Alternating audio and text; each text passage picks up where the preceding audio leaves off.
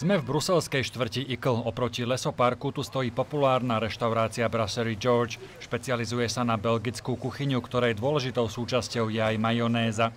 Energický šéf-kuchár, pôvodom Francúz, mi hneď vysvetľuje, že v jeho podniku sa čerstvá majonéza pripravuje každý deň. Zákazníci jej denne skonzumujú aj niekoľko litrov.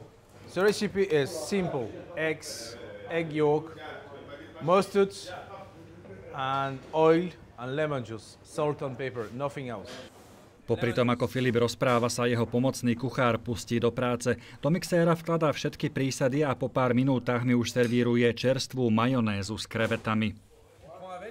150 ans que ça existe. Si on bannit toutes les recettes, après on va manger de l'aseptisé. Donc je préfère garder les recettes de base. Podobný názor majú ďalší kuchári i mnohí konzumenti. Belgickí výrobcovia majonézy však tvrdia, že predpisy treba zmeniť. Stále viac ľudí si žiada menej kalorické a zdravšie produkty.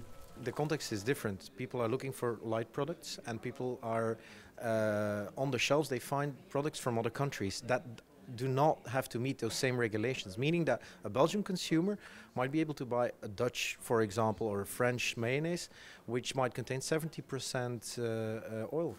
Na zmene už pracuje Belgické ministerstvo pre ochranu spotrebiteľa. Aby uspokojilo zákazníkov i výrobcov, navrhuje dva typy majonézy. Tradičná bude mať naďalej vysoký obsah žltka a tuku, tá normálna bude menej kalorická. Belgičania patria medzi národy, ktoré zjedia najviac majonézy na svete. Producenti majú ročný obrad až 1 miliardu eur. Miestni ju majú najradšej s hranolkami. O tom, že je pevnou súčasťou belgickej kultúry, sa na vlastnej koži presvedčil aj premiér Charles Michel.